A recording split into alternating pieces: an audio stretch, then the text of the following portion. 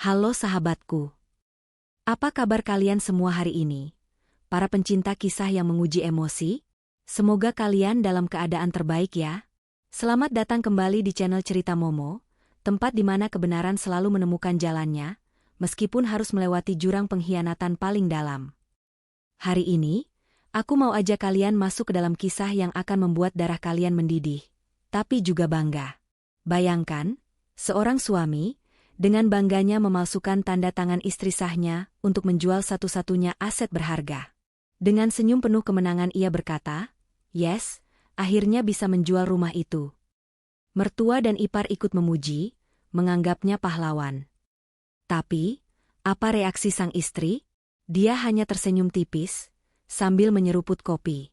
Senyuman itu menyimpan rahasia gelap yang tak akan pernah mereka duga. Sebab, keesokan harinya, pengacara suami itu panik menelepon. Karena, jeda sejenak, rahasia besar sang istri mulai terungkap. Kisah balas dendam elegan dari seorang istri yang diremehkan akan segera dimulai. Sebelum kita mulai, yuk buktikan kehadiran dan dukungan kalian. Klik tombol like, subscribe, dan nyalakan lonceng notifikasinya sekarang juga. Dan jangan lupa, komen di bawah, tulis namamu, asal kotamu, dan kata hadir. Aku tunggu ya. Oke, tanpa berlama-lama lagi, mari kita buka bab 1, keheningan yang penuh perhitungan. Sejak pagi hari, ada lapisan es tipis yang menyelimuti hati Zara.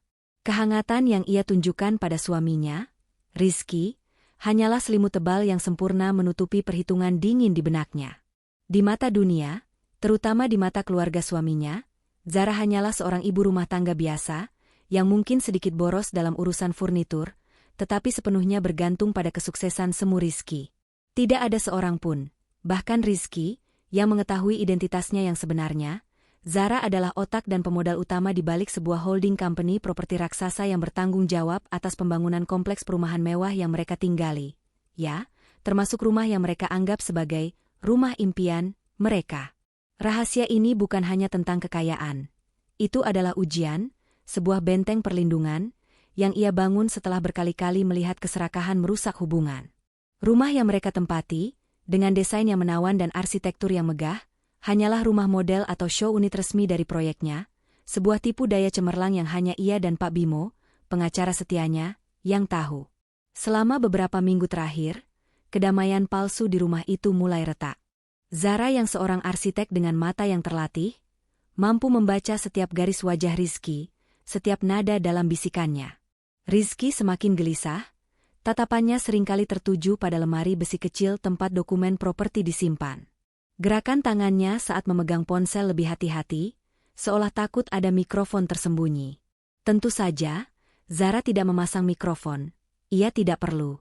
Sebagai pemilik perusahaan yang membangun rumah itu, ia memiliki akses ke sistem keamanan dan jaringan yang jauh lebih canggih. Ia hanya perlu memantau log akses dan metadata komunikasi Rizky. Perhatiannya tidak lepas dari komunikasi intens Rizky dengan ibunya, Bu Santi, dan adiknya, Tika. Dua wanita itu, yang selalu menganggap Zara hanya menantu numpang hidup dan sumber dana tak terbatas, kini tampaknya sedang merencanakan sesuatu yang jauh lebih besar dari sekadar meminta uang untuk belanja tas mahal.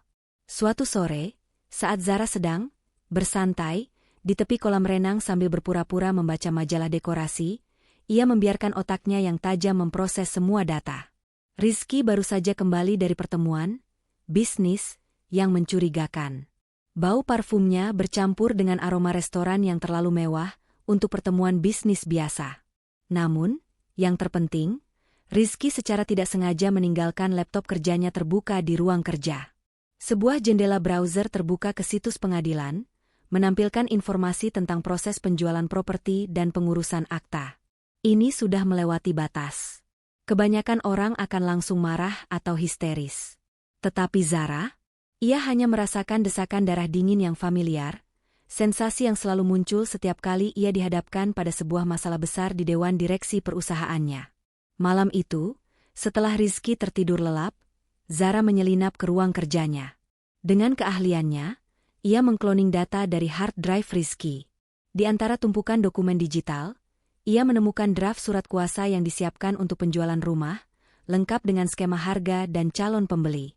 Rizky berencana menjual rumah model ini dengan harga yang jauh di bawah nilai pasaran yang sebenarnya, demi mendapatkan uang tunai secepatnya tanpa diketahui Zara. Hati Zara tidak hancur.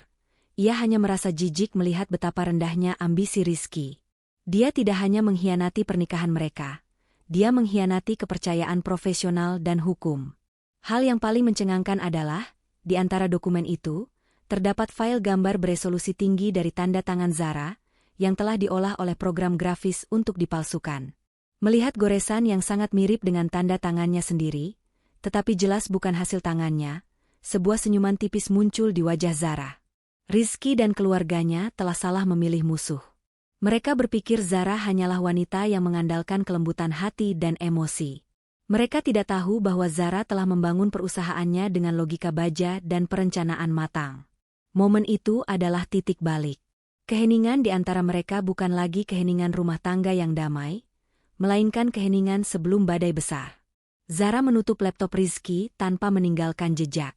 Ia kembali ke kamar, membaringkan diri di sebelah suaminya yang terlelap, dan hatinya mulai merumuskan langkah-langkah hukum yang paling kejam, tetapi legal. Ia tidak akan melawan pengkhianatan ini dengan pertengkaran emosional. Ia akan melawannya dengan pasal-pasal hukum, dokumen perusahaan, dan aset yang tak terlihat.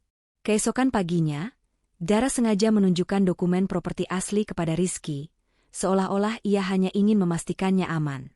Rizky, dengan lagak gugup seorang aktor amatir, meyakinkan Zara bahwa semua baik-baik saja dan bahwa ia telah menjadi suami yang sangat baik, bekerja keras demi masa depan mereka. Bu Santi dan Tika yang datang berkunjung pagi itu, segera ikut menimpali. Bu Santi memeluk Rizky, memujinya sebagai putra terbaik yang pantas mendapatkan segalanya. Tika, dengan mata jelinya, terus-menerus mengamati setiap sudut rumah, seolah sedang menghitung berapa banyak perabot yang bisa ia beli dengan hasil penjualan itu.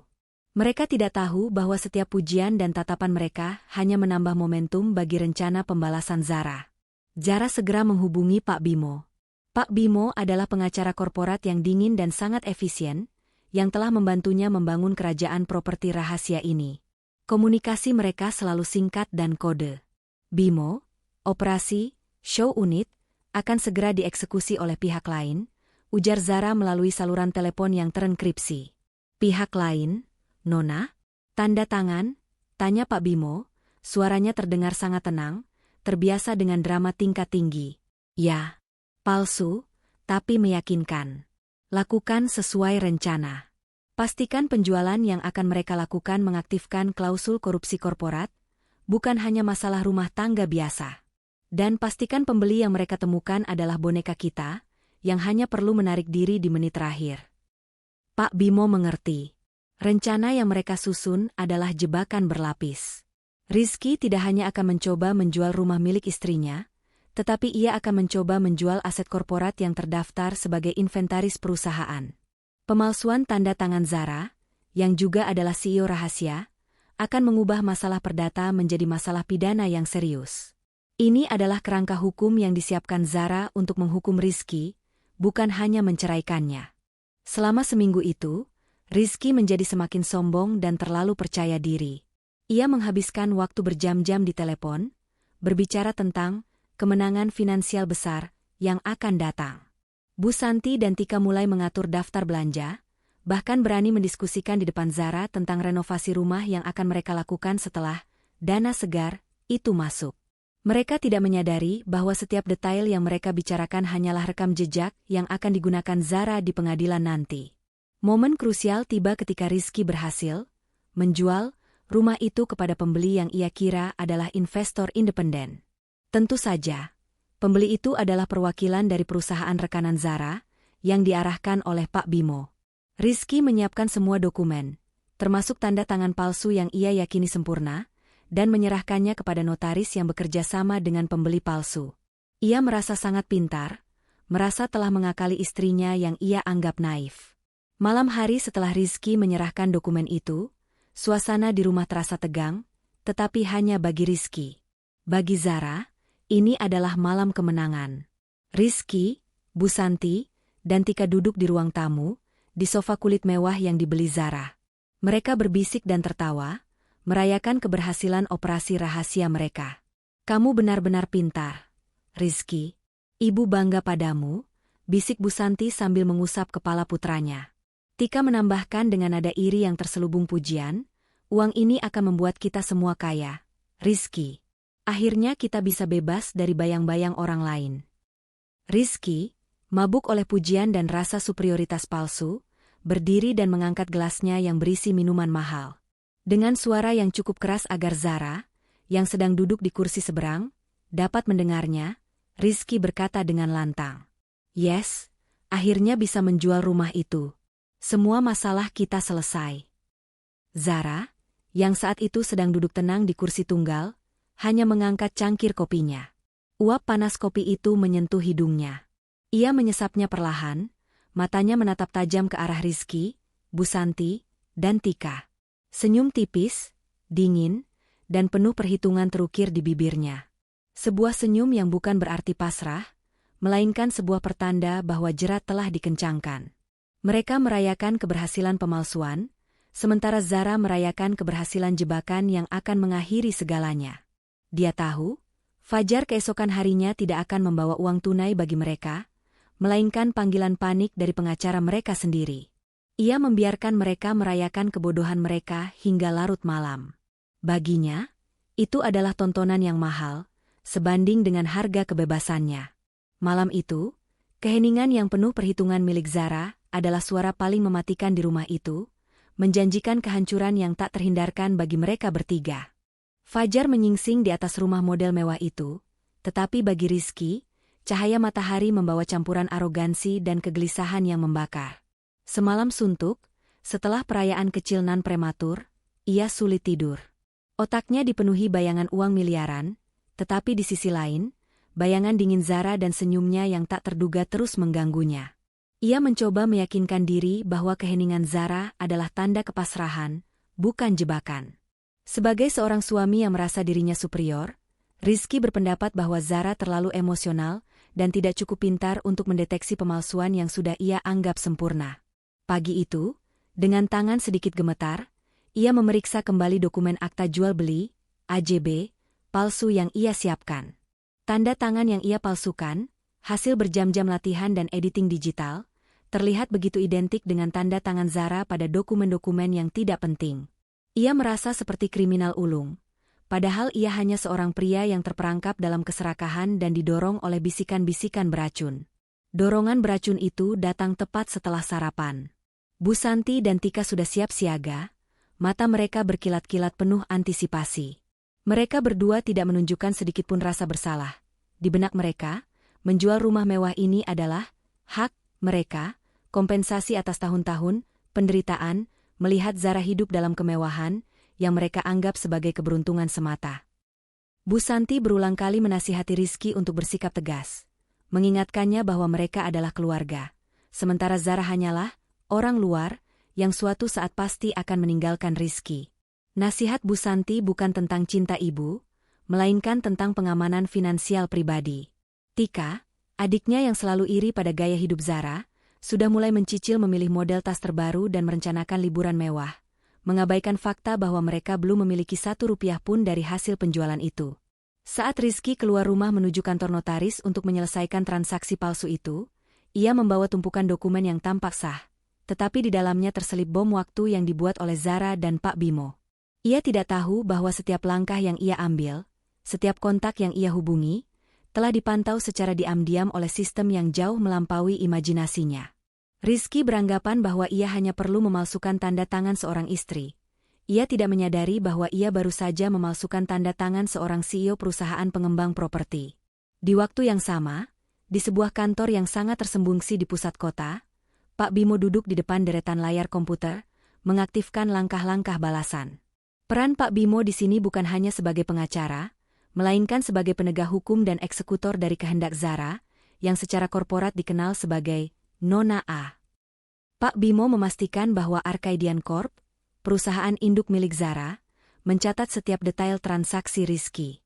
Pada dokumen kepemilikan yang sah di sistem perusahaan, rumah mewah yang ditempati Rizky dan Zara dicap secara jelas sebagai properti inventaris, show unit A01, dilarang dijual tanpa persetujuan Dewan Direksi. Rizky menggunakan tanda tangan palsu Zara pada surat kuasa pribadi, padahal dokumen yang sah secara korporat membutuhkan tanda tangan ganda dari perwakilan Dewan Direksi yang ditunjuk. Tanda tangan Rizky pada dokumen penjualan itu secara otomatis mengaktifkan klausul pelanggaran kepercayaan korporat tingkat tinggi, sebuah protokol hukum yang dirancang khusus untuk mencegah penyelewengan aset oleh insider yang tidak berwenang.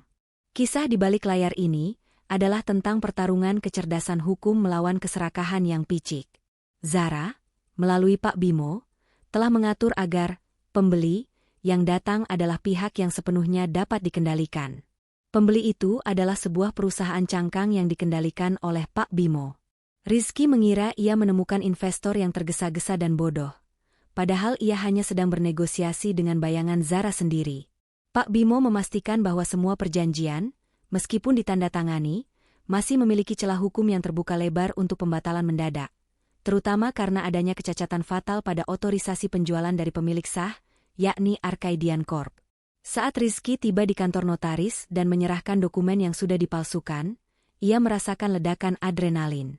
Ia duduk dengan punggung tegak, berusaha terlihat seperti pengusaha ulung, padahal hatinya terus-menerus berdebar. Ia menyaksikan pembeli dari perusahaan cangkang itu menandatangani semua berkas. Rizky merasa dunia akan segera bertekuk lutut di hadapannya. Ia telah memalsukan kebenaran dan mengganti keadilan dengan uang tunai.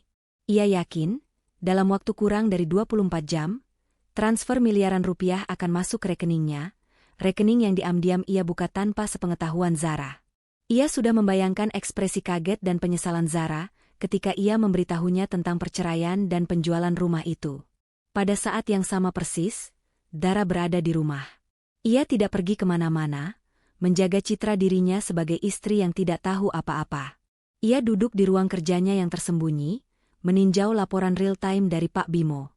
Laporan itu mencatat waktu penandatanganan Rizky, waktu penerimaan dokumen oleh notaris, dan yang paling penting, waktu pemicuan resmi klausul fraud korporat.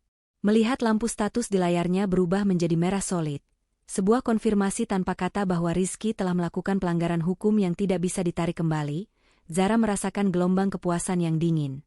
Ia tidak perlu berteriak atau menangis. Hukum telah memulai tugasnya. Ketika Rizky kembali ke rumah beberapa jam kemudian, ia masuk dengan langkah yang terlalu besar dan senyum yang terlalu lebar. Ia adalah perwujudan kesombongan.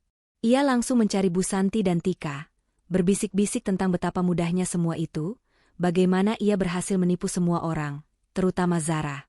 Mereka bertiga melakukan perayaan kecil lagi, menganggap miliaran itu sudah ada di tangan mereka. Mereka bahkan berani tertawa terbahak-bahak, merayakan kebodohan Zara yang, dalam pikiran mereka, telah membiarkan aset sebesar itu terlepas begitu saja. Sebentar lagi, kita bebas. Bebas dari dia dan bebas dari kerja keras. Seru Tika, suaranya dipenuhi kebencian dan kegembiraan. Bu Santi memeluk Rizky erat-erat. Kamu cerdas, Nak. Selama ini kita terlalu lama di bawah bayang-bayang dia.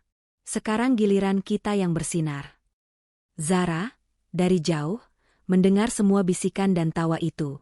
Ia hanya berdiri di ambang pintu dapur, mengamati mereka. Sikapnya yang tenang dan tatapannya yang kosong semakin membuat mereka yakin bahwa Zara hanyalah wanita bodoh yang telah kalah. Mereka tidak tahu bahwa tawa mereka adalah lagu pengantar tidur yang mengantar mereka ke mimpi buruk terburuk mereka. Malam itu, Rizky tidur dengan senyum kemenangan, memimpikan kekayaan. Bu Santi dan Tika tidur dengan harapan palsu. Namun, Zara terjaga, menatap langit-langit kamarnya. Ia tahu bahwa di luar sana, dalam diam, Pak Bimo sedang bekerja keras, menarik tali kekang perusahaan cangkang, mengatur pembatalan transaksi, dan menyiapkan panggilan telepon yang akan menghancurkan Rizky dan keluarganya. Seluruh aksi di balik layar yang dilakukan Rizky hari itu, telah dipersiapkan oleh Zara sebagai langkah terakhir yang disengaja dalam sebuah permainan catur yang sudah ia menangkan jauh sebelum dimulai. Zara memejamkan mata, membiarkan kelelahan dan ketenangan bercampur. Ia tahu drama besar akan dimulai besok. Besok, Rizky akan bangun sebagai pemenang. Tetapi sebelum matahari terbenam, ia akan menjadi seorang kriminal yang putus asa. Malam itu, aura di rumah model mewah itu terasa tebal dan menyesakan, dipenuhi aroma kemenangan palsu dan alkohol mahal. Lampu-lampu kristal di ruang tamu tampak bersinar lebih terang, seolah ikut merayakan rencana jahat yang baru saja dieksekusi Rizky. Kegembiraan Rizky meluap-luap, mengubah kegelisahan yang ia rasakan pagi hari menjadi arogansi yang membabi buta. Ia berjalan mondar-mandir di antara sofa, setiap langkahnya menyiratkan kepemilikan mutlak atas setiap inci properti yang baru saja ia jual secara ilegal. Meskipun dana transfer belum masuk, bagi Rizky, Bu Santi, dan Tika, miliaran rupiah itu sudah menjadi kenyataan di tangan mereka. Keyakinan mereka pada pemalsuan tanda tangan itu begitu kuat, begitu didorong oleh keserakahan, sehingga mereka menutup mata terhadap kemungkinan kegagalan sekecil apapun. Bu Santi, dengan setelan sutra mahal yang dibelikan Zara, duduk di sofa dengan postur seorang ratu yang baru saja mendapatkan kembali tahtanya. Ia tidak lagi menyembunyikan rasa jijiknya terhadap Zara, yang ia anggap terlalu lambat dalam bersiap-siap untuk perayaan kecil mereka. Di matanya, Zara sudah menjadi masa lalu, hanya bayangan yang akan segera mereka usir dari kehidupan mewah mereka. Ia mulai berbisik kepada Tika tentang betapa bahagianya mereka tanpa Zara, tanpa perlu lagi berpura-pura bersikap sopan. Mereka mulai membuat daftar, sebuah ritual perencanaan belanja yang dipenuhi dengan dendam kecil. Tika bersikeras bahwa ia akan membeli mobil sport baru, sementara Bu Santi berencana membeli Toho sekecil yang hanya akan ia gunakan untuk menghina tetangga lama mereka. Mereka lupa, atau memang tidak peduli, bahwa semua kemewahan yang mereka nikmati saat ini, termasuk sofa yang mereka duduki, sepenuhnya dibiayai dan dirancang oleh wanita yang sebentar lagi mereka usir. Rizky, mabuk oleh perasaan superioritas, mengambil alih kendali musik, memainkan lagu-lagu kemenangan yang terlalu keras. Ia memanggil Zara dari dapur dengan nada memerintah, bukan meminta.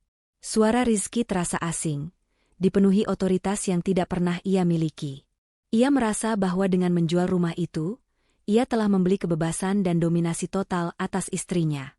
Ia berpikir, Zara, yang ia anggap terlalu sibuk dengan urusan rumah tangga, tidak akan pernah bisa memahami kompleksitas transaksi finansial dan hukum yang ia lakukan. Dalam benaknya yang picik, ia adalah pahlawan keluarga yang menyelamatkan mereka dari cengkeraman Zara yang selama ini hanya memberinya kenyamanan tanpa pengakuan. Zara muncul dari dapur, membawa nampan berisi kopi hangat untuk dirinya dan sebotol cognak mahal untuk Rizky dan keluarganya. Ia bergerak dengan keanggunan yang hening, setiap tindakannya adalah sebuah tarian yang dipelajari. Rizky bahkan tidak beranjak untuk mengambil nampan itu, membiarkan Zara meletakkannya di meja. Dalam hati, Zara melihat Rizky bukan sebagai suami, melainkan sebagai tikus yang telah masuk ke dalam perangkap yang tertutup rapat. Keheningan yang ia bawa adalah keheningan di ruang sidang, tempat juri telah mengambil keputusan mutlak. Bu Santi dan Tika menatap Zara dengan pandangan menghakimi, mengkritik pakaian Zara yang dianggap terlalu sederhana untuk perayaan sebesar ini. Mereka berbisik-bisik, menilai gaya hidup Zara yang mereka anggap membosankan, sementara mereka sendiri merencanakan pesta pora dengan uang haram. Perlakuan mereka yang semakin kasar dan kurang ajar, justru memberikan Zara kekuatan, mengikis sisa-sisa keraguan yang mungkin ia miliki tentang keputusannya untuk menghancurkan mereka. Rizky membuka botol cognak itu dengan suara yang dramatis. Cairan mahal itu dituangkan ke gelas kristal, dan Rizky mengangkat gelasnya tinggi-tinggi, memaksa Bu Santi dan Tika untuk melakukan hal yang sama. Momen ini, bagi Rizky, adalah klimaks dari pengkhianatannya. Rizky menoleh ke arah Zara, matanya berkilat-kilat karena mabuk dan kemenangan palsu. Ia ingin melihat kehancuran di mata Zara, tetapi yang ia lihat hanyalah ketenangan yang membingungkan. Dorongan untuk menghina Zara secara langsung tiba-tiba muncul. Ia ingin memastikan Zara tahu persis apa yang telah ia lakukan, sebelum ia meninggalkannya. Dengan suara yang lantang, dipenuhi rasa bangga yang menjijikan, Rizky berkata, "Yes, akhirnya bisa menjual rumah itu." Suaranya bergema di ruang tamu. Ia menyesap minumannya, menunggu reaksi Zara. Bu Santi segera menimpali, menyambut kata-kata putranya dengan bangga yang berlebihan. Tangannya menepuk bahu Rizky dengan penuh puja, wajahnya memancarkan kepuasan atas keserakahan yang terwujud. "Tentu saja, kamu benar-benar pintar. Sekarang, kita tidak perlu lagi mendengarkan ocehan orang lain tentang hidup kita." Tika mengangguk setuju, matanya tertuju pada Zara, menanti air mata penyesalan dan keputusasaan. Namun, Yang mereka dapatkan hanyalah keheningan yang tebal dan aroma kopi yang harum. Zara hanya duduk di kursi tunggalnya. Ia mengambil cangkir kopi porselen di tangannya. Perlahan, ia mengangkatnya ke bibir. Tatapannya tidak pernah lepas dari wajah ketiga orang di depannya. Matanya mencatat setiap detail. Kesombongan Rizky, keserakahan yang telanjang pada Bu Santi, dan kebencian yang terang-terangan pada Tika. Ia telah merencanakan momen ini selama berminggu-minggu, momen ketika pengkhianatan mereka mencapai puncaknya. Zara menyesap kopinya. Rasa pahit dari biji kopi mahal itu, sejalan dengan pahitnya realita yang harus ia telan selama pernikahan ini. Ia tersenyum. Itu bukan senyum pahit, bukan senyum pasrah, melainkan senyum keunggulan strategis. Dalam hati, Zara merangkai kalimat tak terucapkan yang menusuk. Tentu saja kalian berhasil menjual rumah ini. Aku yang merancang dokumen palsu itu agar terlihat meyakinkan. Aku yang memastikan tanda tangan palsu itu sah untuk tujuan tunggal. Memicu klausul fraud korporat yang akan membuat kalian dipenjara dan jatuh miskin. Pikirannya kembali ke dokumen-dokumen Arkadian Corp. Rumah ini, rumah model ini, hanyalah aset operasional, sebuah panggung. Rumahnya yang asli, rumah pribadinya yang sesungguhnya, tersembunyi jauh di balik jaringan perusahaan yang tak terhitung jumlahnya, tak tersentuh dan tak terdeteksi oleh Rizky yang malas. Senyuman itu adalah pengakuan diam-diam bahwa Rizky tidak menjual rumah Zara. Ia menjual kebebasan dan masa depannya sendiri. Zara melanjutkan menyeruput kopinya.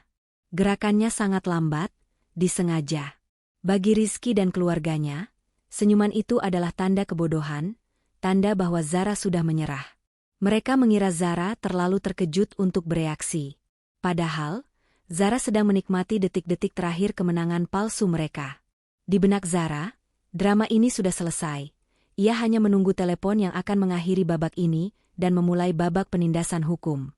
Rizky, Bu Santi, dan Tika akhirnya bosan dengan keheningan Zara. Mereka kembali merayakan, melanjutkan bisikan tentang rencana mereka. Rizky, dengan gelas cognak di tangan, merasa sangat puas. Ia telah mencapai tujuannya, ia telah mengkhianati istrinya, dan ia akan segera kaya. Mereka menghabiskan malam itu dalam euforia yang memabukkan, tidak menyadari bahwa di luar sana, Fajar sedang menunggu untuk membawa sebuah panggilan telepon panik yang akan merobek-robek impian mereka. Malam itu, hanya Zara yang tidur nyenyak. Ia tidur dengan ketenangan seorang jenderal yang telah memenangkan perang. Pagi itu, sinar matahari masuk melalui jendela kaca besar, jatuh tepat di wajah Rizky yang terlelap pulas dengan senyum sisa-sisa arogansi semalam. Ia terbangun dengan perasaan yang belum pernah ia rasakan. Rasa puas yang bercampur dengan euforia kemenangan palsu. Hari ini adalah hari penentuan, hari di mana transfer miliaran rupiah dari penjualan rumah model itu seharusnya masuk ke rekening barunya. Rizky meraih ponselnya di nakas, napasnya tertahan. Ia membuka aplikasi banknya, memuat ulang halaman rekening, tetapi yang muncul hanyalah saldo lama yang stagnan. Ia mengerutkan kening, mencoba meyakinkan diri bahwa ini hanyalah masalah waktu, mungkin ada kendala sistem di bank. Tidak lama kemudian, Bu Santi dan Tika sudah berdiri di ambang pintu kamar dengan wajah penuh tuntutan. Mereka tidak bertanya kabar, melainkan langsung menuntut kepastian dana. Ketidaksabaran mereka terasa seperti palu yang menghantam Rizky, mengubah euforianya menjadi iritasi. Mereka sudah merencanakan makan siang perayaan besar, sudah memesan barang-barang mewah secara online yang membutuhkan pembayaran hari itu juga. Tuntutan mereka yang berlebihan semakin menekan Rizky, yang kini mulai merasakan sedikit cemas. Di saat yang sama, jauh di kantornya, Pak Surya, pengacara yang disewa Rizky untuk memfasilitasi transaksi penjualan itu, sedang berada di tengah-tengah neraka profesional. Ponselnya berdering tanpa henti, notaris dan tim, pembeli, yang ia urus semalam menelepon secara bergantian dengan suara yang dipenuhi amarah dan kepanikan. Kabar buruk itu datang seperti air bah, transaksi dibatalkan secara sepihak. Bukan hanya itu, pembeli juga mengancam tuntutan hukum balik atas upaya penipuan dan pemalsuan dokumen. Pak Surya, yang semula hanya mengira ia menangani penjualan properti biasa yang melibatkan persetujuan istri, kini menyadari bahwa ia telah terseret ke dalam lubang hitam korupsi korporat. Tim hukum dari pihak pembeli, yang tak lain adalah Pak Bimo dari Arkadian Corp, Telah mengirimkan dokumen resmi yang menyatakan bahwa properti yang dijual Rizky adalah aset inventaris perusahaan, bukan aset pribadi Rizky atau Zara. Dokumen itu dengan jelas menunjukkan bahwa tanda tangan Rizky dan upaya penjualan itu melanggar klausul anti-fraud korporat, yang merupakan kejahatan pidana serius. Keringat dingin membasahi kemeja Pak Surya. Ia mencoba menelepon Rizky, tetapi Rizky yang sedang berdebat dengan ibu dan adiknya tentang saldo bank, sengaja mengabaikan panggilan dari nomor yang tidak ia kenal. Pak Surya menjadi semakin panik. Reputasinya hancur, karirnya terancam oleh tuntutan hukum dari perusahaan raksasa yang tak ia kenal. Ia melihat ke dokumen-dokumen itu lagi. Tanda tangan yang dipalsukan itu, yang Rizky yakini sempurna, ternyata secara hukum adalah tanda tangan seorang CEO rahasia yang dilindungi oleh firewall korporat yang kejam. Dalam keputusasaan yang ekstrim, Pak Surya melihat satu-satunya celah. Dalam dokumen otorisasi korporat yang asli, ada nama Nyonya Zara sebagai wali dan penentu utama aset tersebut. Ia berpikir, jika ia bisa meyakinkan Zara, si istri yang menurut Rizky polos dan lugu itu, untuk menaikkan beberapa berkas backdata atau memberikan kesaksian palsu yang meringankan, ia mungkin bisa menyelamatkan karirnya dari tuntutan pelanggaran etika dan keterlibatan fraud. Ini adalah lompatan yang ekstrim, tetapi dalam keadaan panik, logika Pak Surya mati. Ia mencari kontak pribadi Zara yang ia temukan di kartu nama pernikahan lama, dan dengan tangan gemetar, ia menekan tombol panggil. Di saat yang sama, Zara sedang menikmati kopi paginya di teras belakang yang menghadap taman. Ia sudah selesai berolahraga, pikirannya jernih, dan ia sudah memprediksi setiap gerakan yang akan terjadi hari ini. Ponsel di meja bergetar. Zara melihat nomor asing itu, yang ia tahu pasti milik Pak Surya, pengacara yang disewa Rizky. Ia membiarkannya berdering sejenak, menikmati simfoni kepanikan di ujung sana. Akhirnya, dengan ketenangan seorang ratu yang akan menghukum rakyatnya yang memberontak, Zara mengangkat telepon. "Halo?" ucap Zara, suaranya lembut dan sangat tenang, seolah ia baru saja dibangunkan dari tidur siang. Di ujung telepon, Pak Surya langsung meledak dalam rentetan kata-kata yang histeris dan tidak teratur. Zara tidak perlu mendengar kata-kata itu secara jelas. Ia bisa merasakan gelombang kepanikan dan rasa takut yang menjalar melalui kawat.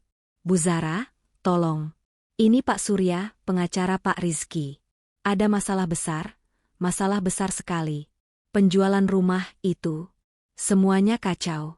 Investornya, dia membatalkan transfer. Dan mereka menuntut kami. Mereka bilang ini fraud. Bu, fraud korporat. Mereka bilang rumah itu bukan aset pribadi, tapi inventaris perusahaan. Kami akan dituntut pidana, Bu. Tanda tangan itu tidak sah. Anda harus membantu kami." Pak Rizky tidak mengangkat telepon. "Bu Zara, Anda harus bicara dengan saya. Kalau tidak, kita semua akan hancur." Zara hanya mendengarkan. Wajahnya tidak menunjukkan emosi apapun.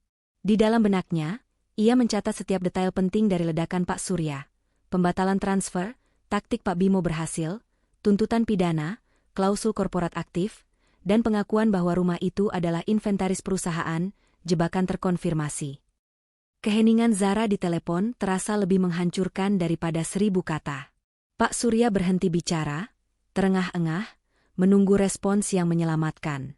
Akhirnya, Zara berbicara, suaranya tetap tenang dan terkontrol, tetapi dingin seperti bongkahan es. "Pak Surya," jeda sesaat ia menyesap kopinya, "saya tidak tahu apa yang Bapak bicarakan. Saya tidak mengurus aset korporat. Saya hanya istri yang mengurus rumah tangga. Anda seharusnya berbicara dengan pengacara suami saya, bukan saya." "Tapi Bu, di dokumen, mereka bilang Anda adalah kuncinya. Anda adalah pemilik aset ini, secara korporat." "Pak Rizky." "Pak Surya," potong Zara, nadanya sedikit mengeras. "Jika ini adalah masalah hukum serius seperti yang Anda katakan, maka saya sarankan Anda dan suami saya segera mencari pengacara yang sangat baik. Tapi bukan saya. Dan mohon, jangan libatkan saya dalam urusan ini. Saya tidak mau tanda tangan saya dipalsukan untuk tujuan kriminal." Kalimat terakhir itu, yang diucapkan Zara dengan penekanan dingin, adalah paku terakhir di peti mati harapan Pak Surya. Ia menyadari, Zara tahu semuanya. Dia tidak bodoh. Dia bukan korban. Dia adalah master dari semua kekacauan ini. Pak Surya mencoba memohon lagi, tetapi Zara, tanpa ampun, memutus sambungan telepon. Zara meletakkan ponselnya, wajahnya kembali tenang. Ia tidak perlu berbicara banyak. Satu panggilan telepon itu, yang dipicu oleh kepanikan, telah mengonfirmasi bahwa jebakan korporatnya sempurna, dan bahwa Rizky serta pengacaranya telah secara resmi mengakui kesalahan di depan pihak yang tidak berwenang. Di dalam rumah, Rizky masih berdebat dengan Bu Santi dan Tika, kesal karena belum ada uang masuk. Ia mengambil ponselnya, berniat menelepon Pak Surya untuk menanyakan status transfer. Namun, saat ia berbalik, ia melihat Zara berjalan masuk dari teras. Wajah Zara tenang, di tangannya ada cangkir kopi.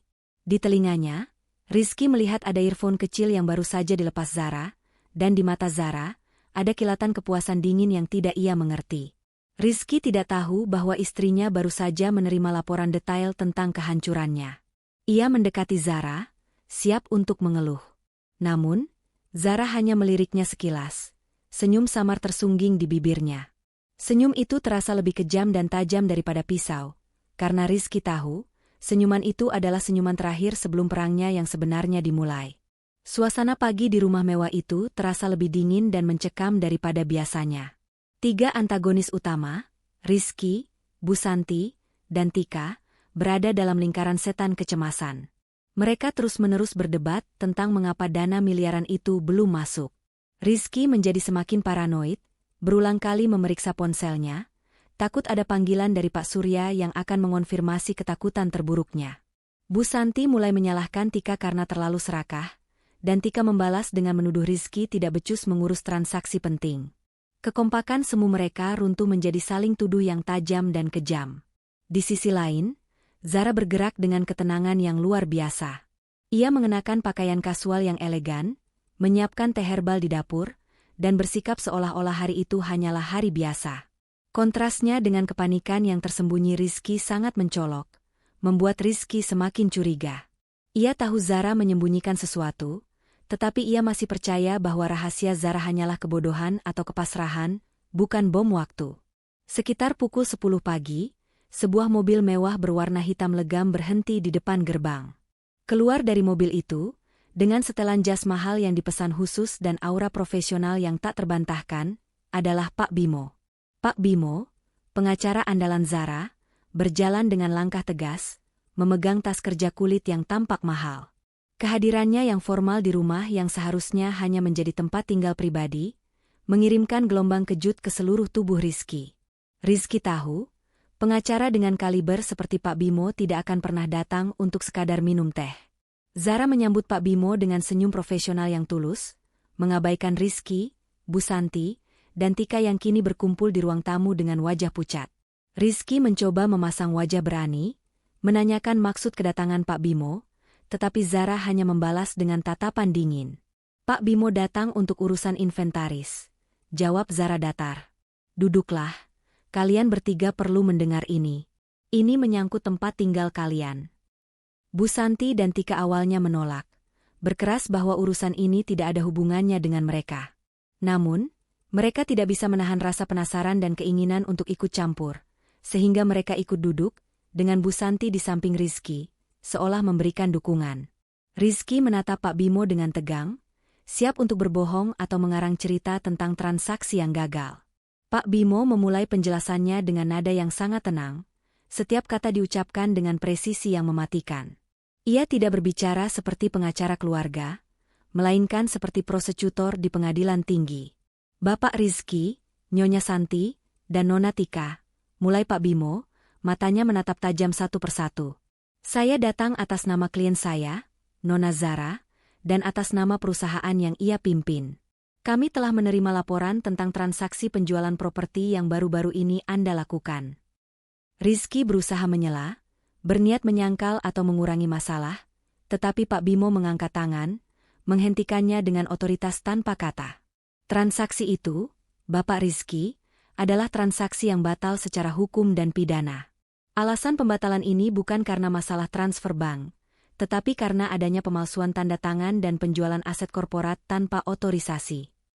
Mendengar kata pidana, Bu Santi menarik napas tertahan, sementara Tika menutupi mulutnya. Rizky merasa darahnya surut, tetapi ia mencoba bertahan. Ia berargumen bahwa rumah itu adalah aset pribadi, hadiah dari istri untuk suami, sehingga kepemilikan mereka sah. Disinilah Zara memutuskan untuk menghancurkan ilusi mereka sepenuhnya. Pak Bimo, tolong tunjukkan dokumen resminya, perintah Zara. Pak Bimo membuka tas kerjanya, bukan mengeluarkan kertas, melainkan sebuah tablet yang terhubung ke proyektor mini. Di dinding ruang tamu, tepat di atas tempat Rizky berpose bangga saat merayakan kemenangan palsunya, Pak Bimo memproyeksikan diagram kompleks kepemilikan. Tolong perhatikan baik-baik. Narasi Pak Bimo kini semakin dingin. Properti ini, yang Anda klaim sebagai rumah pribadi, secara hukum tidak pernah terdaftar atas nama pribadi Nona Zara, apalagi nama Bapak Rizky. Properti ini adalah Show Unit A01 dalam kompleks properti mewah Arcadian Residence. Dan pemilik sah dari seluruh kompleks, termasuk unit ini, adalah Arcadian Corporation. Rizky, Bu Santi, dan Tika membeku. Nama Arcadian Corporation dikenal di kalangan bisnis sebagai raksasa developer properti. Mereka menyadari implikasinya, tetapi mereka belum tahu kebenaran yang paling menghancurkan. Pak Bimo melanjutkan, suaranya menusuk ke inti kekosongan mereka. Dan untuk meluruskan kesalahpahaman yang disengaja, pendiri, pemegang saham mayoritas, dan satu-satunya individu dengan otoritas penjualan tunggal dalam Dewan Direksi Arcadian Corporation adalah Nona Zara. Ruangan itu menjadi hening total, hanya terdengar suara pendingin ruangan yang berdesir. Dunia Rizky runtuh, berantakan menjadi serpihan ilusi. Istri yang ia anggap bodoh dan hanya numpang hidup, yang ia coba curi asetnya, ternyata adalah bos besar di balik perusahaan yang membangun dan memiliki properti itu. Ia menyadari senyum Zara semalam bukan senyum pasrah, melainkan senyum kepastian. Rizky mundur selangkah, matanya kini menatap Zara dengan campuran kengerian dan pengkhianatan yang mematikan. Ia merasa bodoh, merasa hina. Ia tidak hanya mencoba mencuri dari istrinya, ia mencoba melakukan fraud terhadap CEO perusahaan yang ia temui setiap hari di meja makan. Bu Santi dan Tika tidak bisa berkata-kata. Mimpi mereka tentang kekayaan, tentang mengusir Zara, hancur lebur.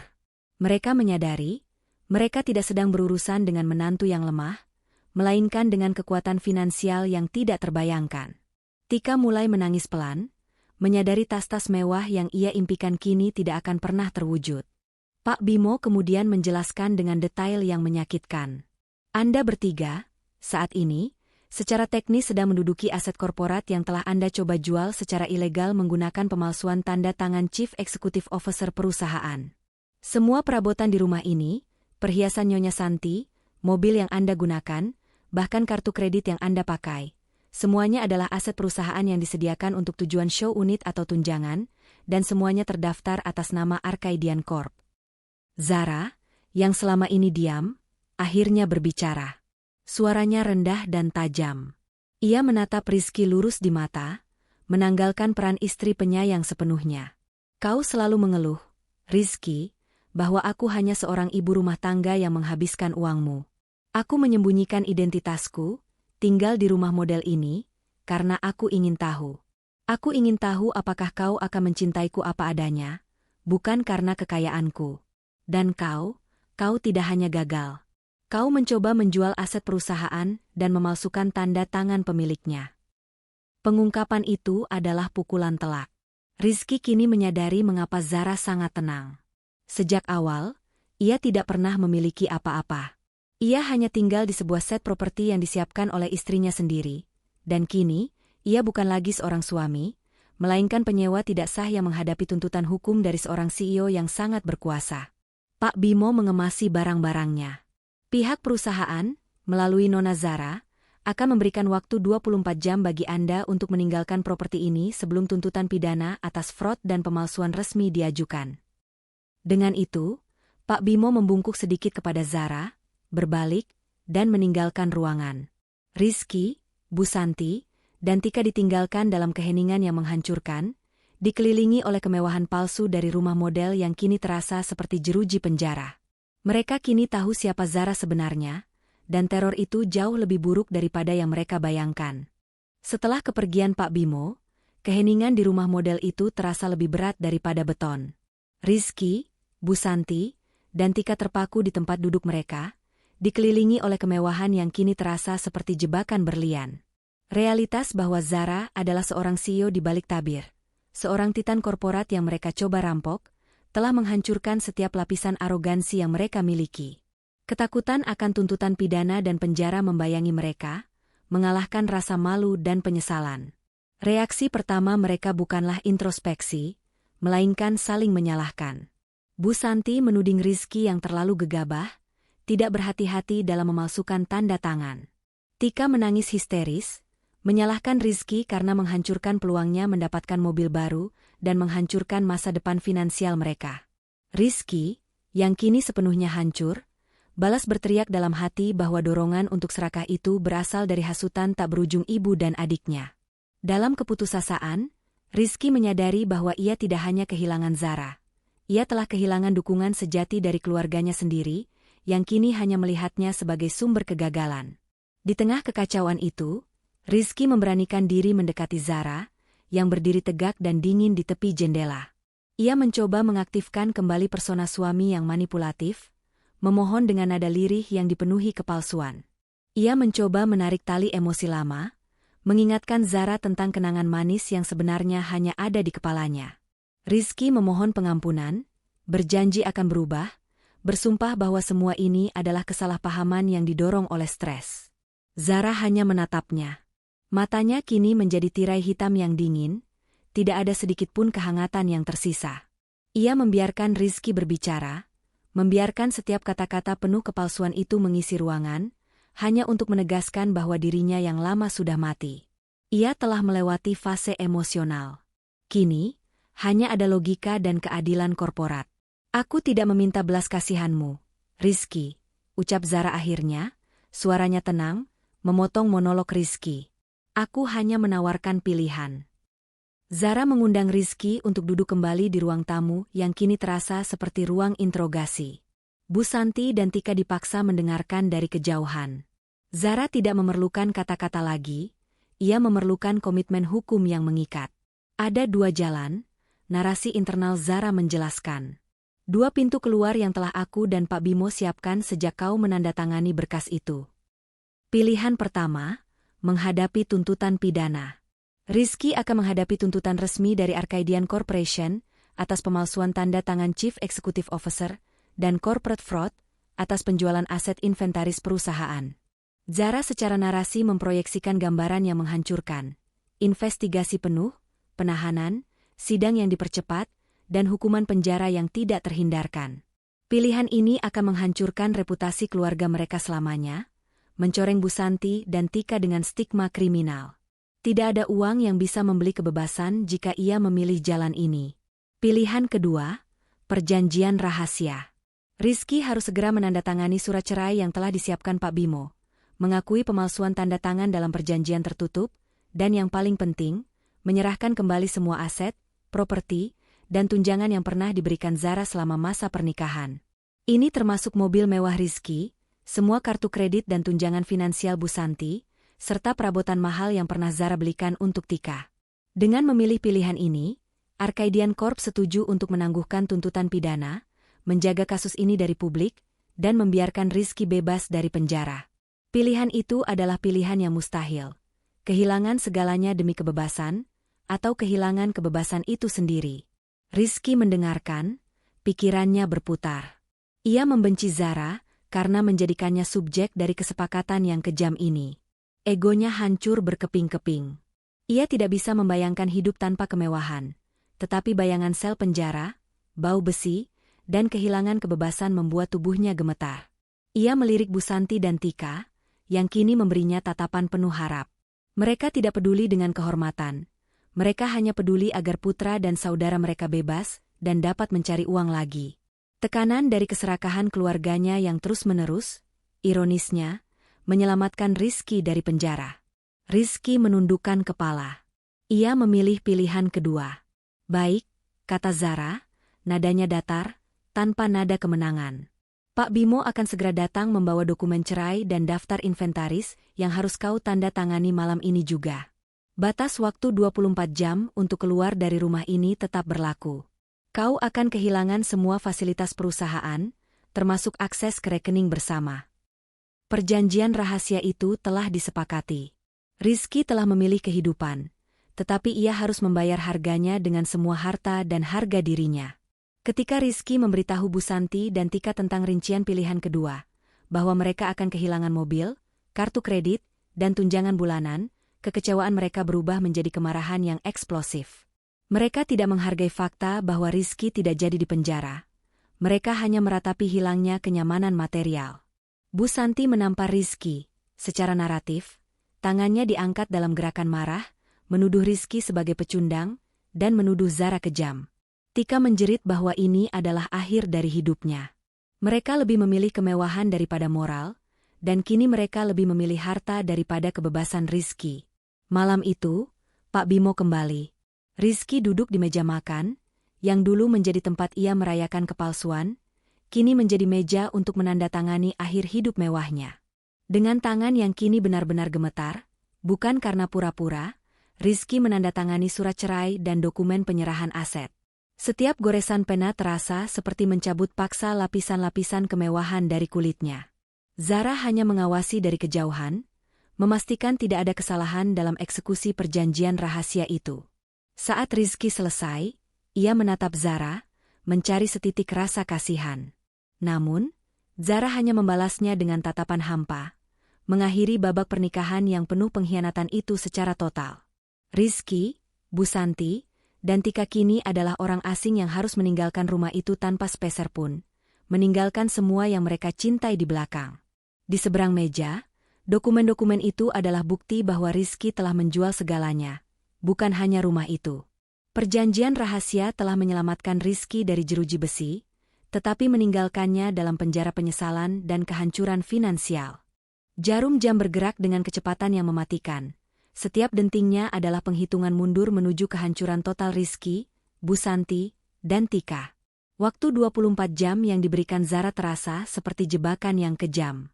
Mereka bergerak seperti bayangan di dalam rumah model yang kini terasa asing, menyadari bahwa setiap benda mewah yang mereka sentuh bukanlah milik mereka. Kepanikan telah mematikan logika mereka, dan yang tersisa hanyalah naluri bertahan hidup yang paling egois. Kekacauan dimulai saat tim profesional yang dikirim Pak Bimo tiba. Mereka bergerak dengan efisiensi yang dingin dan tanpa emosi. Mereka mulai menempelkan stiker inventaris pada furnitur desainer, memindahkan lukisan mahal dari dinding, dan bahkan membongkar peralatan dapur mewah yang baru dibeli. Setiap item yang dibawa keluar adalah sebuah pukulan yang menyakitkan bagi Bu Santi dan Tika. Bu Santi menjerit dalam hati ketika kursi malas kesayangannya, tempat ia sering merendahkan Zara, dibawa pergi. Tika meratap ketika lemari pakaian besarnya yang dipesan khusus, disita sebagai aset perusahaan. Mereka tidak berduka atas pernikahan Rizky yang hancur, melainkan atas hilangnya kenyamanan material. Namun, kehilangan harta benda hanyalah awal. Pukulan yang lebih parah datang dalam bentuk kehancuran finansial yang total. Rizky mencoba mengakses rekening bank pribadinya, berharap masih ada sisa uang yang ia sembunyikan. Namun, layar ponselnya hanya menampilkan notifikasi yang mengerikan, rekening ditutup sementara atas perintah pihak ketiga. Uang tunjangan, uang, bisnis, Rizky, semuanya lenyap. Rizky menyadari, Zara telah memutus semua jalur keuangannya, bahkan yang ia kira benar-benar miliknya. Bu Santi, yang sebelumnya masih memegang kartu kredit platinum yang Rizky berikan, mencoba menggunakannya untuk membayar deposit sebuah apartemen sewa. Transaksi ditolak. Ia mencoba lagi, dan lagi. Hingga notifikasi dari bank muncul, menyatakan bahwa kartu tersebut dinonaktifkan. Bu Santi tersentak, rasa sakit kehilangan kemewahan itu terasa lebih nyata daripada rasa malu yang ia alami. Ia menatap Rizky, dan di matanya, tidak ada lagi cinta ibu, hanya kebencian yang murni. Di tengah kekacauan pengangkutan barang, pengkhianatan balik itu meledak. Bu Santi, yang tersudut dan terancam kemiskinan, melontarkan semua amarahnya kepada Rizky. Ia menuduh putranya bodoh, serakah, dan tidak becus. Ia berteriak, secara naratif, suaranya naik menjadi histeria yang memekakan telinga, bahwa Rizky telah merusak masa depannya dan masa depan Tika. Ia tidak lagi peduli pada tuntutan pidana. Ia hanya peduli bahwa ia harus tidur tanpa AC dan makan tanpa pelayan. Ia bahkan mengungkit kesalahan-kesalahan lama Rizky, aib yang seharusnya sudah terkubur, menjatuhkan harga diri Rizky di hadapan tim pengangkut barang yang dingin. Bu Santi secara emosional meninggalkan Rizky, memilih untuk menumpahkan seluruh kesalahan kepadanya sebagai upaya terakhir untuk membersihkan diri. Rizky hanya berdiri mematung, mendengarkan ratapan dan makian ibunya. Kehancuran batinnya menjadi 2 kali lipat. Ia telah dikhianati oleh istrinya, dan sekarang, ia dikhianati oleh ibu dan adik yang ia perjuangkan demi kebahagiaan finansial mereka. Ia menyadari kebenaran yang kejam, cinta mereka sama palsunya dengan tanda tangan yang ia palsukan. Mereka hanya mencintai harta yang bisa ia berikan. Sementara Bu Santi dan Rizky tenggelam dalam pertengkaran yang memuakan, Tika melihat peluang. Ia menyelinap ke kamar tidurnya. Di antara perhiasan imitasi dan kosmetik, ia ingat sebuah kalung berlian kecil yang dibelikan Zara sebagai hadiah ulang tahun, yang saat itu diabaikannya karena dianggap kurang mewah. Pak Bimo hanya mencatat aset korporat, dan kalung ini adalah hadiah pribadi. Tika dengan sigap mengambil kalung itu, menyembunyikannya di dalam sepatu bot usang yang ia temukan. Tindakan ini adalah pengkhianatan yang paling dingin. Tika tidak memberitahu ibu atau kakaknya, berniat menggunakan kalung itu sebagai modal kecilnya untuk memulai hidup baru, meninggikan dirinya sendiri di atas kehancuran keluarganya. Ia telah mengorbankan ikatan keluarga demi sepotong kecil berlian. Ketika Rizky melihat Tika keluar dari kamar dengan sikap mencurigakan, ia menyadari pengkhianatan kecil itu. Ia merasa mual. Bagaimana mungkin keluarganya begitu terpisah-pisah, begitu egois? Tika tidak hanya menyembunyikan kalung itu, ia menyembunyikan sisa-sisa kemanusiaannya dari keluarganya sendiri. Rizky, yang kini benar-benar sendirian secara emosional, tidak lagi peduli dengan barang-barang. Rasa malu dan penyesalan yang ia rasakan terhadap Zara mulai tergeser oleh rasa sakit, akibat pengkhianatan orang-orang yang seharusnya mencintainya tanpa syarat. Dari kejauhan, Zara menerima laporan real-time dari Pak Bimo tentang evakuasi. Ia tidak berada di rumah model itu. Ia sedang berada di kantornya yang mewah dan asli, di balik lapisan keamanan yang tak terjangkau. Ia tidak perlu mendengar teriakan mereka, narasi laporan yang dingin sudah cukup. Ia mencatat detail pertengkaran mereka, sifat saling menyalahkan, dan tindakan egois Tika. Zara menyadari, hukuman yang paling berat bagi mereka bukanlah kehilangan harta, melainkan terpaksa melihat betapa buruknya karakter mereka satu sama lain ketika dihadapkan pada tekanan. Ketika 24 jam hampir habis, rumah model itu telah dikosongkan. Hanya menyisakan debu, bayangan perabot yang telah dipindahkan, dan keheningan yang mematikan. Rizky, Bu Santi, dan Tika berdiri di luar gerbang, membawa tas-tas yang berisi pakaian seadanya dan dokumen pribadi. Rizky menatap ibunya dan adiknya. Mereka tampak seperti orang asing, saling menjaga jarak, mata mereka penuh kecurigaan. Rizky menoleh ke belakang, menatap rumah yang telah menjadi panggung kehancurannya. Ia tidak melihat rumah yang mewah, ia melihat monumen keserakahan yang telah menghancurkan pernikahannya, kebebasannya, dan yang terpenting, ilusi tentang keluarganya. Mereka kini harus berjalan keluar dari gerbang itu, menuju kehidupan yang telah disiapkan oleh Zara. Kehidupan tanpa kemewahan, tanpa dukungan, dan tanpa cinta. Kehidupan baru Rizky, Bu Santi, dan Tika dimulai di tempat yang terasa seperti mimpi buruk. Mereka kini menghuni sebuah rumah kontrakan kecil, dengan dinding lembab dan aroma apek yang menusuk hidung, sebuah kontras yang menusuk hati dibandingkan dengan kemewahan dingin rumah model yang baru saja mereka tinggalkan. Tidak ada lagi lampu kristal, lantai marmer, atau pendingin udara yang sejuk. Hanya ada kasur tipis dan tumpukan pakaian yang mereka bawa secara tergesa-gesa. Perdebatan mereka tidak lagi tentang siapa yang harus disalahkan atas pemalsuan tanda tangan, tetapi tentang siapa yang harus membeli makanan hari itu. Kekacauan finansial membuat mereka saling menyerang. Bu Santi menatap Rizky dengan mata penuh kebencian, menyalahkan kegagalan hidupnya yang kini terpaksa hidup dalam kemiskinan. Tika terus mengunci diri, menyesali setiap keputusan yang ia ambil. Rizky, yang kini dipaksa menghadapi kenyataan bahwa ia adalah pria tanpa keterampilan nyata, hanya bisa tenggelam dalam penyesalan yang pahit. Namun, penderitaan mereka masih akan berlanjut, sebab Zara belum selesai membersihkan sisa-sisa dirinya dari kehidupan mereka. Meskipun Rizky telah menandatangani perjanjian cerai secara rahasia untuk menghindari penjara, Zara dan Pak Bimo harus melakukan formalitas hukum yang diperlukan untuk melindungi reputasi Arcadian Corporation dan memutus semua ikatan hukum yang tersisa.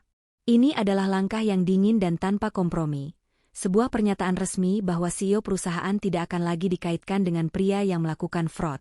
Pagi itu, Pak Bimo mengeluarkan pernyataan pers yang singkat namun mematikan.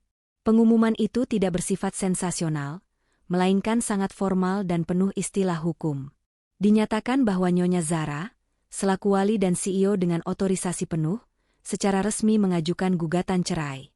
Alasan yang disebutkan adalah pelanggaran kepercayaan, penyalahgunaan aset, dan corporate fraud tingkat tinggi yang dilakukan oleh mantan suaminya.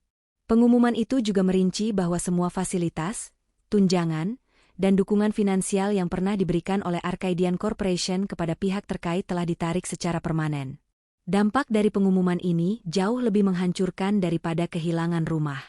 Seluruh lingkaran sosial Rizky, yang sebelumnya mengaguminya karena kekayaan semu istrinya, kini membaca berita itu.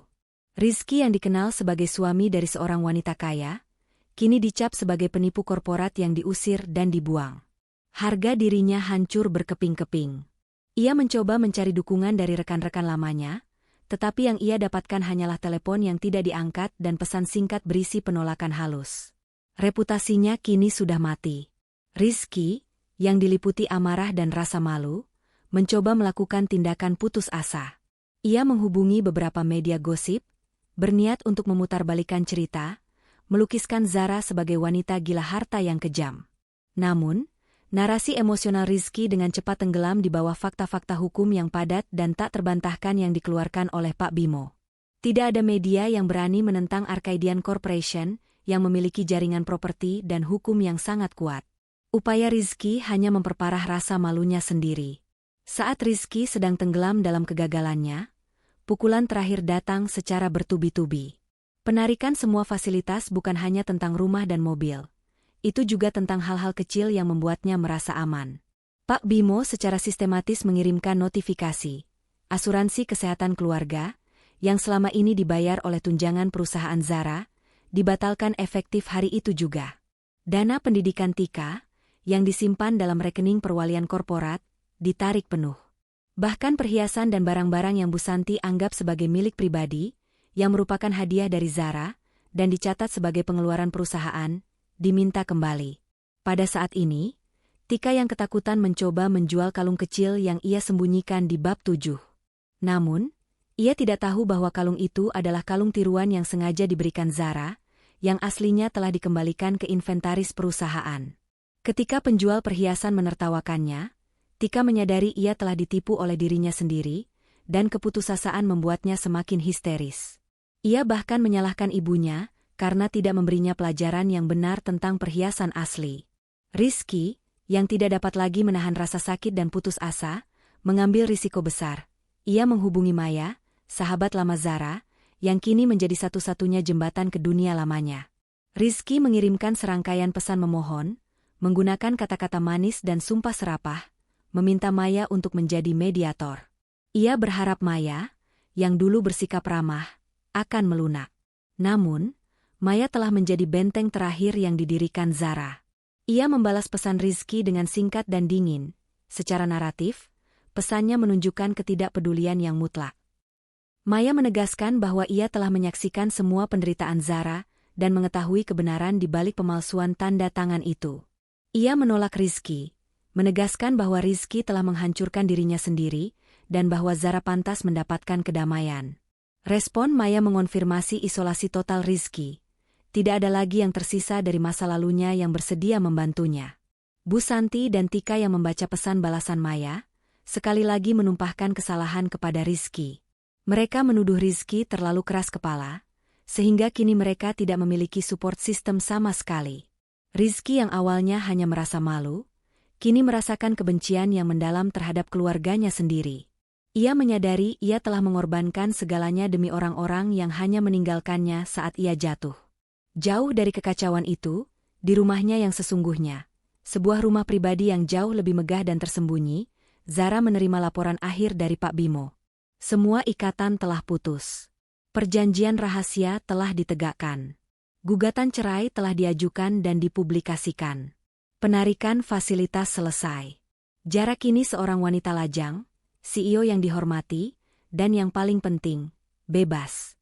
Ia berdiri di teras, memandang ke kejauhan. Kehidupan barunya dimulai dalam ketenangan yang telah ia perjuangkan dengan kecerdasan dan perhitungan yang dingin. Rasa lega yang ia rasakan jauh lebih berharga daripada semua kekayaan yang ia miliki.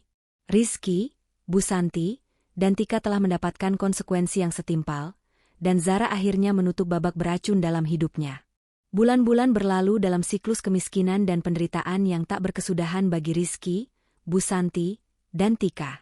Mereka terperangkap dalam rumah kontrakan kecil yang mereka sewa dengan sisa-sisa uang tunai yang berhasil mereka kumpulkan sebelum seluruh rekening mereka dibekukan. Penderitaan mereka kini tidak lagi tentang drama saling menyalahkan, tetapi tentang realitas yang dingin dan keras. Bu Santi, yang dulunya seorang nyonya besar yang angkuh, kini harus bekerja paruh waktu di sebuah warung makan kecil. Tangannya yang terbiasa memegang kartu kredit kini harus mencuci piring berminyak. Tika, yang tidak memiliki keterampilan apapun, mencoba melamar pekerjaan sebagai pramuniaga, tetapi ia seringkali dipecat karena sikapnya yang arogan dan ketidakmampuannya beradaptasi. Rizky adalah yang paling terpukul.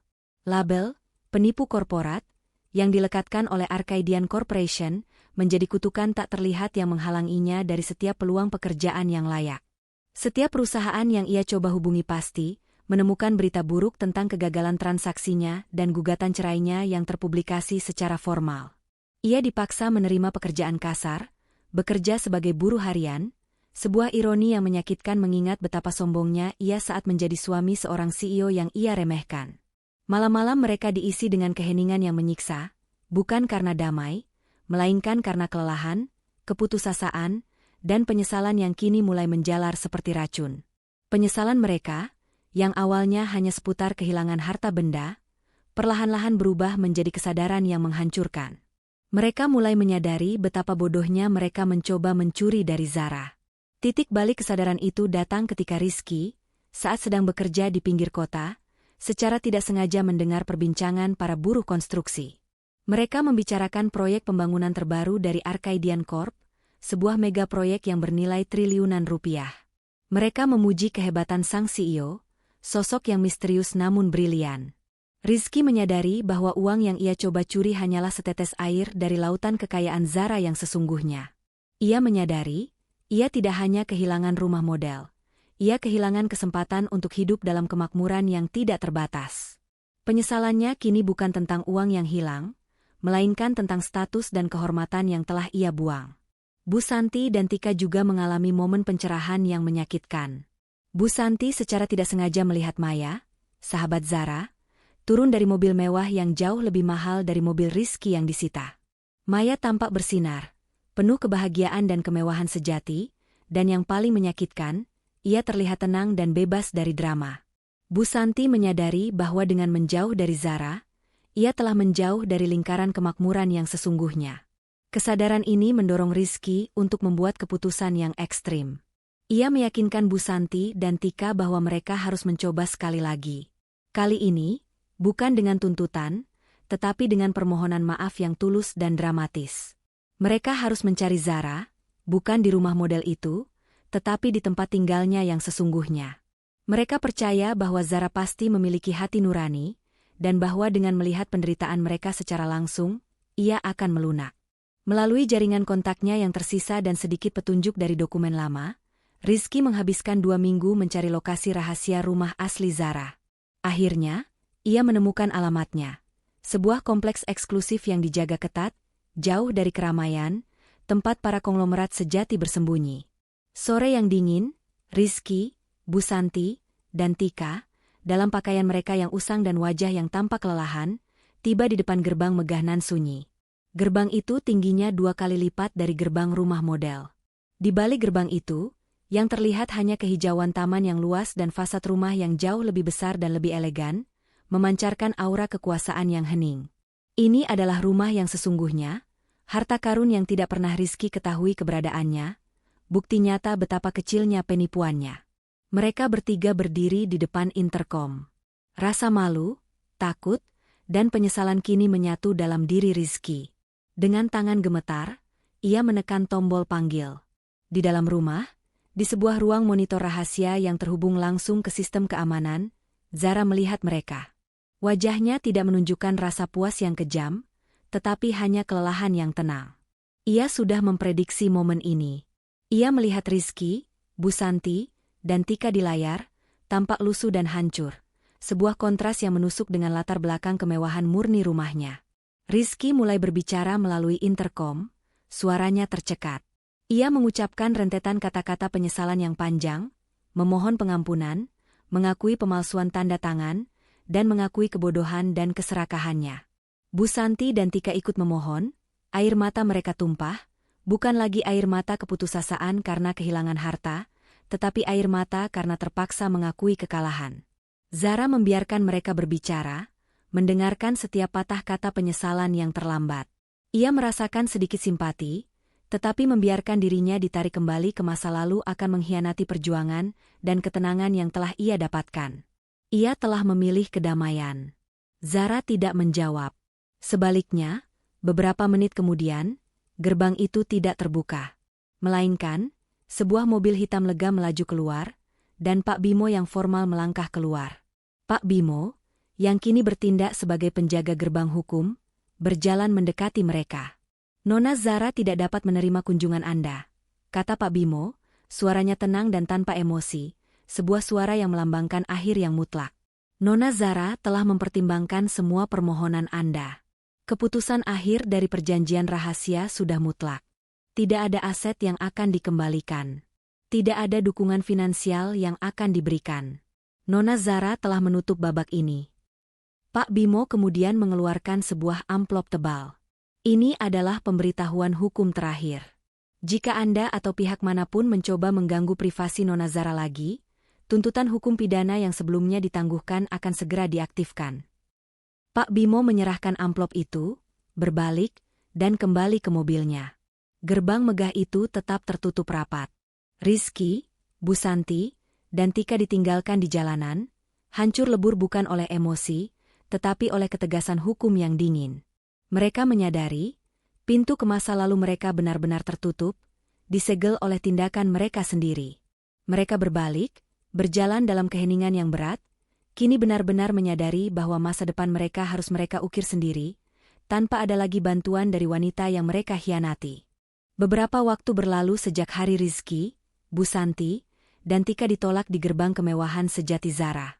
Kehidupan berjalan terus, tetapi bagi mereka bertiga, waktu terasa berhenti, terperangkap dalam lingkaran penyesalan dan kerja keras yang tidak pernah mereka bayangkan.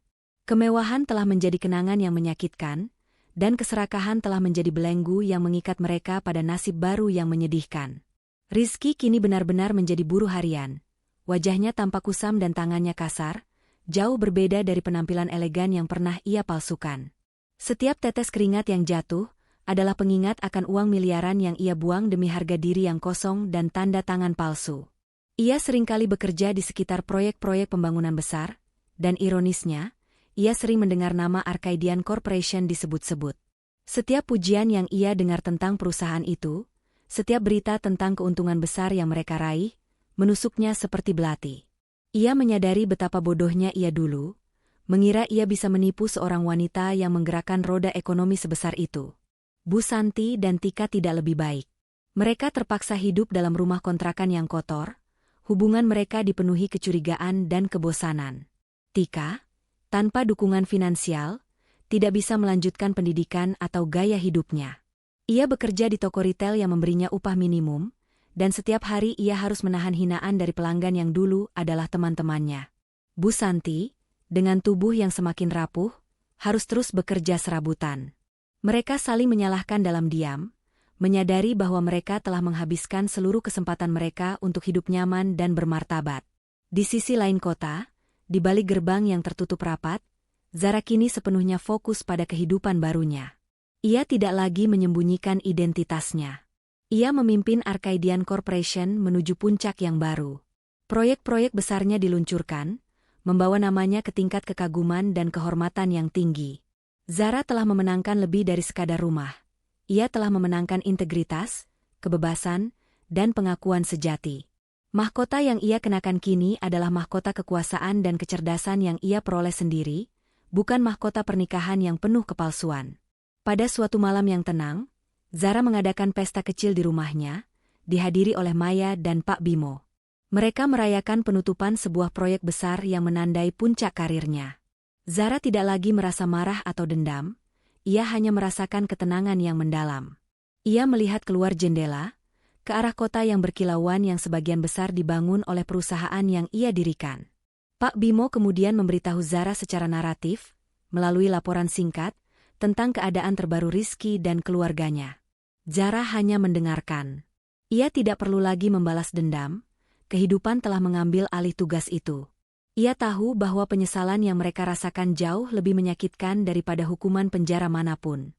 Mereka hidup dalam penyesalan yang abadi, selalu teringat pada kemewahan yang mereka buang dengan tangan mereka sendiri. Momen puncak kesadaran Rizky terjadi ketika ia menemukan sebuah majalah bisnis lama. Di sampul majalah itu, terdapat foto Zara dengan judul besar, The Unstoppable Architect, Zara, the CEO who built her own empire. Melihat senyumnya yang kuat, bukan senyum pasif yang biasa ia lihat, Rizky menyadari betapa bodohnya ia saat mencoba menjual satu unit rumah dari kerajaan yang dibangun wanita itu. Ia telah meremehkan seorang ratu. Akhir yang baru dengan mahkota yang berbeda. Zara melanjutkan hidupnya dalam kedamaian dan kemakmuran, tidak pernah lagi menoleh ke belakang. Ia menjadi ikon kekuatan dan kecerdasan bagi banyak orang, menginspirasi wanita lain untuk membangun benteng perlindungan finansial mereka sendiri. Ia akhirnya mendapatkan kebahagiaan sejati, yang bukan didasarkan pada cinta palsu, melainkan pada harga diri yang utuh. Di sisi lain, Rizky, Bu Santi, dan Tika jatuh miskin, dan yang tersisa hanyalah rasa penyesalan seumur hidup. Mereka tidak hanya kehilangan harta, tetapi juga kesempatan mereka untuk hidup bermartabat. Mereka akhirnya mengerti bahwa wanita yang mereka sebut istri yang naif itu adalah pemilik asli dari segalanya, dan mereka yang harus menanggung beban kehancuran mereka sendiri. Zara memenangkan segalanya. Rizky dan keluarganya tidak menjual rumah mewahnya. Mereka menjual masa depan dan kehormatan mereka sendiri dengan harga sebuah tanda tangan palsu. Cerita berakhir dengan Zara yang tersenyum tenang. Mahkota yang ia kenakan kini adalah mahkota kebebasan.